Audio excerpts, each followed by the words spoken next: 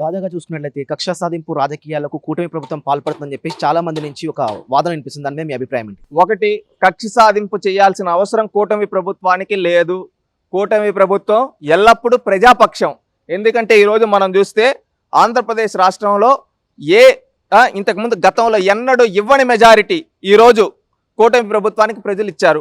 దాదాపుగా 93% పైగా స్ట్రైక్ రేట్తో గెలిపించారు.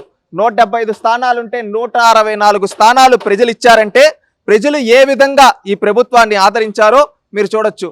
ఆ రోజు నుంచి చంద్రబాబు నాయుడు గారు ఒకటే చెప్పారు, ఒక మాటకే కట్టుబడి ఉన్నారు. ఏమని? మాకు ప్రజలు పెద్ద మ్యాండేట్ ఇచ్చారు, ఒక పెద్ద బాధ్యత ఇచ్చారు, నేను ఆ బాధ్యతకు కట్టుబడి నా వయసును కూడా నేను లెక్క చేయను, నేను ఈ రాష్ట్ర అభివృద్ధి కోసం పాటుపడతా, రేపు మన తెలుగు వాళ్ళు ప్రపంచాన్ని శాసించే విధంగా తయారు చేయడానికి నేను నా వంతుగా ప్రయత్నిస్తాను, ప్రపంచ స్థాయి పరిశ్రమలు మన రాష్ట్రానికి తీసుకొని వస్తాను, సంపద సృష్టిస్తాను, రేపు ఇక్కడ ఆంధ్రప్రదేశ్ రాష్ట్రం పేదరిక నిర్మూలన చేస్తానని చెప్పి చంద్రబాబు నాయుడు గారు కట్టుబడి 75 ఏళ్ల వయసులో కూడా రాత్రనక పగలనక ఎండనక వాననక నిరంతరం ప్రజల పక్షాన కష్టపడుతూ ఉన్నారు. మీరు చూస్తే విజయవాడ వరదలు వచ్చినప్పుడు రాత్రి 12 గంటలకి 2 గంటలకి 3 గంటలకు కూడా డైరెక్ట్గా నీళ్ళల్లోనే ప్రజల దగ్గరికి వెళ్ళిపోయి వాళ్ళకు ఒక భరోసా ఇచ్చాడు. అదేవిధంగా ఎక్కడన్నా ఏమన్నా ఇన్సిడెంట్ జరిగితే సాక్షాత్తు ఆయనే రంగంలోకి దిగి దాన్ని సమీక్షించడం కావచ్చు, వాళ్ళతో మాట్లాడడం కావచ్చు చేస్తూ ఉన్నారు. అదేవిధంగా ఇచ్చిన ప్రతి హామీకి మేము కట్టుబడి ఉన్నాం, మేము మా బాధ్యత అని చెప్తూ ఈరోజు ప్రతి ఒక్కరికి సంక్షేమ పథకాలు ఇస్తున్నారు. ఒకప్పుడు ఆడబిడ్డల పడే కష్టాన్ని చూసి గ్యాస్ సిలిండర్లు ఇచ్చారు దీపం పథకం ద్వారా. ఈ రోజు దీపం 2 అని ప్రతి ఒక్క ఆడబిడ్డకి అండగా నిలబడడానికి సంవత్సరానికి 3 గ్యాస్ సిలిండర్లు గతంలో ఎన్నికల్లో హామీ ఇచ్చాం. ఆ హామీని నెరవేర్చుకుంటూ ఈరోజు ప్రతి ఒక్కరికి ఉచిత గ్యాస్ సిలిండర్లు ఇస్తూ ఉన్నారు. ఇది మాత్రమే కాకుండా మీరు చూస్తే పెన్షన్ చెప్పిన విధంగా ఈరోజు 4000 పెన్షన్ భారతదేశ చరిత్రలో ఏ రాష్ట్రంలో ఇవ్వని విధంగా ఆంధ్రప్రదేశ్ రాష్ట్రంలో నారా చంద్రబాబు నాయుడు గారి నాయకత్వంలో 4000 రూపాయలు పెన్షన్ ఇస్తూ ఉన్నారు. అదేవిధంగా వికలాంగులకు 6000 రూపాయలు పెన్షన్ ఇస్తూ ఉన్నారు. అదేవిధంగా మీరు చూసుకుంటే ఇక్కడ ప్రతి ఒక్క పథకాన్ని సొంత పేర్లు కాకుండా ఎవరైతే గొప్ప నాయకులు ఉంటారో ఆ నాయకుల పేర్లు పెట్టి గౌరవిస్తూ ఉన్నారు. ఇక్కడెక్కడ కక్ష సాధింపు అనేది లేదు. తాజాగా వైసీపీ నేతలను అరెస్ట్ చేయడం కానీ సోషల్ మీడియాని అణిచివేయడంలో కానీ కూటమి ప్రభుత్వం చాలా కీలకంగా వ్యవహరిస్తున్నట్టు తెలుస్తుంది. దీని మీద మీ అభిప్రాయం ఏంటి? ఒకటి, అరెస్ట్ చేశారంటే తప్పు చేసినోడిని అరెస్ట్ చేశారు, తప్పు చేసినోడిని అరెస్ట్ చేయొద్దా? ఇప్పుడు పిన్నెల రామకృష్ణారెడ్డి అనే ఒక వ్యక్తిని గతంలో అరెస్ట్ చేశారు. అరెస్ట్ చేశారంటే అతను అనేక మంది బడుగు బలహీన వర్గాల బీసీ ఎస్సీ ఎస్టీల గొంతులు కోసాడు. అలాంటి గొంతులు కోసిన వ్యక్తిని వదిలేయాలా? రైతుల అరటి తోటలు నరికిన వాడిని, అదేవిధంగా ఆడవాళ్ళని కించపరుస్తూ ఎట్లా పడితే అటు నోటికి వచ్చినట్టు మాట్లాడే వ్యక్తుల్ని వదిలేయాలా? అలాంటి నేరస్తుల్ని శిక్షిస్తేనే రేపు ఎవడన్నా తప్పు చేయాలంటే భయపడతాడు.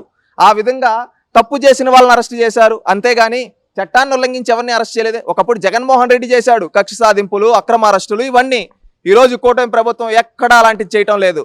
ఎందుకంటే ఈరోజు అరెస్టులు అంటున్నారు, ఎవడో ఒకడు ఉంటాడు, వాడెవరో ఆడవాళ్ళ గురించి తప్పుడు రాతలు రాస్తాడు, వాళ్ళ పుట్టుకల గురించి తప్పుడు రాతలు రాస్తాడు. అలాంటి తప్పుడు రాతలు రాసే తప్పుడు ఎదవల్ని వదిలేయాలా? ఫేస్ మార్ఫింగ్లు చేస్తారు, అలాంటి వాళ్ళని వదిలేయాలా? వదలరు. ఎందుకంటే అలాంటి వాళ్ళని వదిలేస్తే ఇంకా ఒక 10 మంది సైకోలు తయారవుతారు. అలాంటి ఇక్కడ ఒక 2-3 సైకోల్ని బుద్ధి చెప్తే రేపు ఇంకొకటి ఆ విధంగా చెయ్యాలంటే భయపడతాడు. ఆ విధంగా ఈరోజు తప్పు చేసిన వాళ్ళని అరెస్ట్ చేస్తూ ఉన్నారు. అంతే, ఎవరిని చట్టాన్ని ఉల్లంఘించి అయితే ఎవరిని చేయటం లేదే. ఎందుకంటే గతంలో పేదోడి భూములు దోచుకున్న వ్యక్తులు ఉంటారు.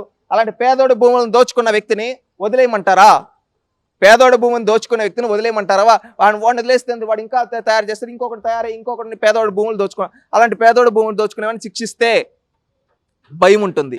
ఈ విధంగా ఎక్కడికక్కడ తప్పు చేసిన వాళ్ళని శిక్షిస్తూ అదేవిధంగా ప్రజలందరికీ న్యాయమైన పరిపాలన, ప్రజలందరూ మెచ్చే పరిపాలన అందిస్తూ ఉన్నారు. యువతకి ఉపాధి ఉద్యోగ అవకాశాలు చూపిస్తూ సంక్షోభంలో ఉండే రాష్ట్రాన్ని సంక్షేమం దిశగా తీసుకొస్తూ అభివృద్ధి దూసుకెళ్లే విధంగా చేస్తూ ఉన్నారు.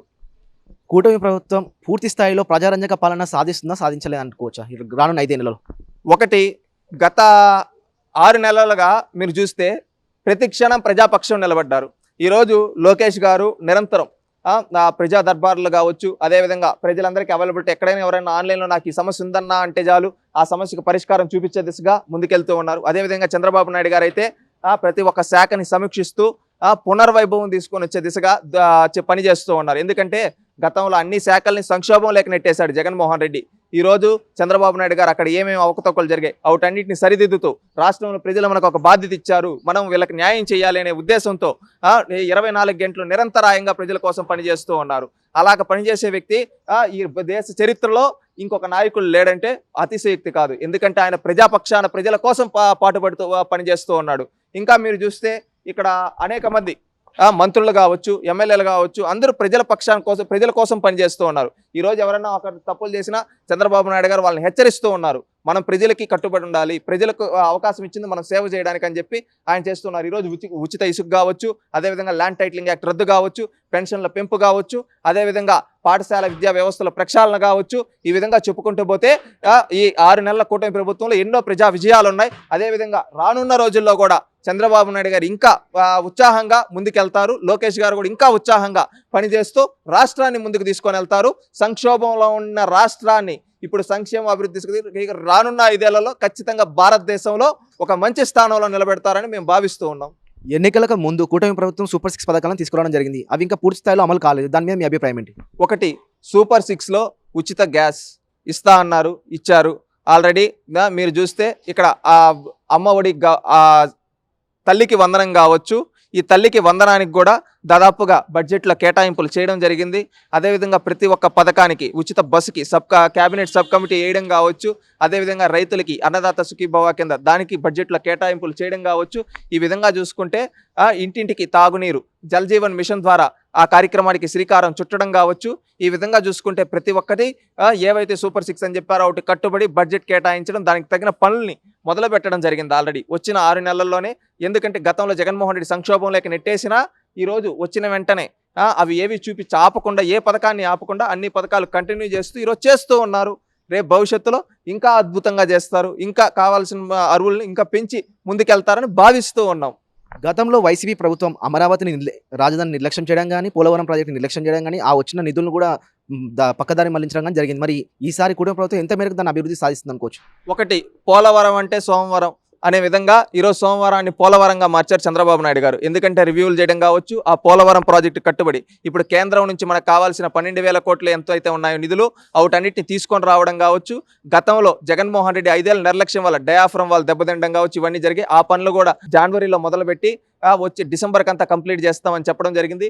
2026 సెప్టెంబర్కి అంతా పూర్తి చేయడానికి మేము పూనుకున్నామని చెప్పి ముఖ్యమంత్రి గారు మొన్న రివ్యూలో చెప్పడం జరిగింది. ఓ వైపు వైసీపీ ప్రభుత్వం పోలవరం పూర్తి చేయడం అసాధ్యమని కూడా చెప్పడం జరుగుతుంది. దాన్ని ఏ రకంగా చూడొచ్చు అంటారు? ఒకటి, 5 ఏళ్ళు నిర్లక్ష్యం చేసిన వాళ్ళకి పోలవరం గురించి ఏం తెలుసు? ఒక అతను ఉన్నాడు గతంలో నీటిపారుదల శాఖ మంత్రి, ఇద్దరు మార్చారు. దాంట్లో ఒక అతను ఉన్నాడు ముందు, అతను అన్నాడు 1% తొందర ఎందుకన్నా, wait we will complete this project by 2031 December అని గట్టిగా అరిచారు, తొడలు కొట్టాడు, జిప్పులు తీశాడు. లాస్ట్కి ఏమైంది? అతను తీసి పక్కన పెట్టేశారు. అతను ఆ తర్వాత ఏమండి మీరు 21 అన్నారంటే ఇప్పుడు నేను కాదు కదా అన్నాడు. అప్పుడున్న వ్యక్తి ఏమంటాడు, పోలవరం నాకే అర్థం కాని సబ్జెక్ట్ మీకేం చెప్తానని ఇంకొక నీటిపారుదల శాఖ మంత్రి అన్నాడు. అంటే అంబటి రాంబాబు, అనిల్ వీళ్ళిద్దరు ఒక చేతగాని ఇద్దరిని 2 మంత్రులుగా పెట్టి వాళ్ళ చేత ఏం చేపించాడు? నాశనం చేపించాడు పోలవరాన్ని. ఈరోజు చంద్రబాబు నాయుడు గారు వచ్చి మళ్ళీ దాన్ని పునఃపరిశీలించి 6 నెలలు రివ్యూలు చేసుకొని ఎక్కడెక్కడ ఏమేమి జరుగుతూ ఉన్నాయి చూసుకొని రేపు మనం ఇంకా ముందుకెళ్ళాలి, మనం ఇంకా చేయాలి అనే ఉద్దేశంతో ఈరోజు పోలవరం ప్రాజెక్టుకి సంబంధించి ఇంటర్నేషనల్ ఎక్స్పర్ట్లను పిలిపించి ఈరోజు అక్కడంతా చూపించి దానికి తగ్గట్టుగా ముందుకెళ్ళడానికి ఈరోజు చంద్రబాబు నాయుడు గారు శ్రీకారం చుట్టడం జరిగింది. పోలవరం ప్రాజెక్టు పూర్తి చేసే బాధ్యత మా కూటమి ప్రభుత్వానిది అని చెప్పి చంద్రబాబు నాయుడు గారు తెలుసు. ఖచ్చితంగా పోలవరం పూర్తి చేస్తాం, రాష్ట్ర నలుమూలలకి ప్రతి ఎకరాకి నీళ్లు అందించే విధంగా ఈ కూటమి ప్రభుత్వం పనిచేస్తుందని మేము భావిస్తూ ఉన్నాం. గత ప్రభుత్వంలో సాధ్యం కాని నిధుల సేకరణ కూటమి ప్రభుత్వం రాగానే ప్రపంచ బ్యాంకు కూడా భారీ నిధులు ఇవ్వడం జరిగింది. దాన్ని ఏ రకంగా చూడొచ్చు అంటారు? ఒకటి, నమ్మకం ఉంటే ఏదైనా ఇస్తారండి. ఇప్పుడు మీరే ఉన్నారు ఎగ్జాంపుల్. నమ్మకం ఉంటే ఎవరైనా వీళ్ళు చేస్తారు, అభివృద్ధి చేస్తారంటే ఇస్తారు. ఒకప్పుడు మీరు చూస్తే ఇది CMRF ఫండ్స్ కూడా ఈరోజు ఎంతో మంది వచ్చి కొన్ని లక్షల రూపాయలు CMR కోట్ల కింద CMRF రిలీఫ్ ఫండ్స్ కింద ఇస్తున్నారు. గతంలో ఎందుకు ఇవ్వలేదు జగన్మోహన్ రెడ్డి? దొంగ ఉన్నప్పుడు ఎవడు ఇవ్వడు, మంచోడు ఉన్నప్పటికీ ఇస్తే వాడు 10 మందికి ఇస్తాడు రా అనే ఉద్దేశంతో ఇస్తారు. ఈరోజు చంద్రబాబు నాయుడు గారి నాయకత్వం నమ్మి ఈరోజు ఎంతోమంది వచ్చిస్తూ ఉన్నారు. ఖచ్చితంగా రాష్ట్రాన్ని అభివృద్ధి చేయడానికి ఖచ్చితంగా చంద్రబాబు నాయుడు గారి నాయకత్వంలో ప్రతి ఒక్కరు పనిచేస్తున్నారు. జగన్మోహన్ రెడ్డి సర్వనాశనం చేశాడు. ఇంకా రేపు భవిష్యత్తులో కూడా జగన్మోహన్ రెడ్డి గారిని నమ్మరు. ఈ కూటమి ప్రభుత్వం ప్రజారంజక పాలన చేస్తుంది. ఖచ్చితంగా అభివృద్ధి సంక్షేమానికి కట్టుబడి ఉంది.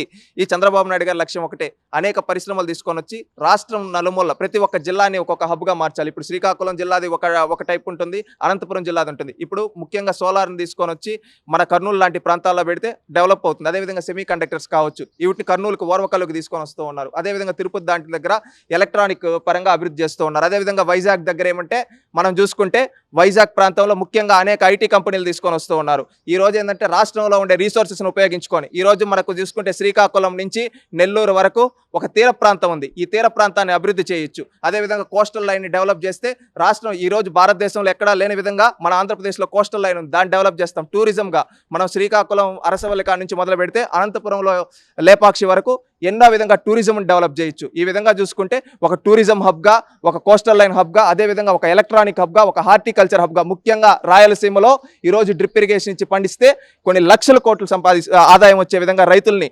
తీర్చిదిద్దే విధంగా చంద్రబాబు నాయుడు గారు పనిచేస్తూ ఉన్నారు. ఖచ్చితంగా ఈ విధంగా రాష్ట్రాన్ని ప్రతి ఒక్కరిని అభివృద్ధి దిశగా, సంక్షేమం దిశగా ప్రతి ఒక్కరు ఇక్కడ ఒక ఆంటర్ప్రెన్యూర్, ప్రతి ఒక్క కుటుంబం నుంచి ఒక ఆంటర్ప్రెన్యూర్ తయారయ్యే విధంగా ఈరోజు కూటమి ప్రభుత్వం పనిచేస్తుంది. ఖచ్చితంగా దానికి తగిన విధంగా మేము పనిచేస్తాం. ఖచ్చితంగా చంద్రబాబు గారి నాయకత్వంలో ఈ రాష్ట్రం ముందుకెళ్తుంది.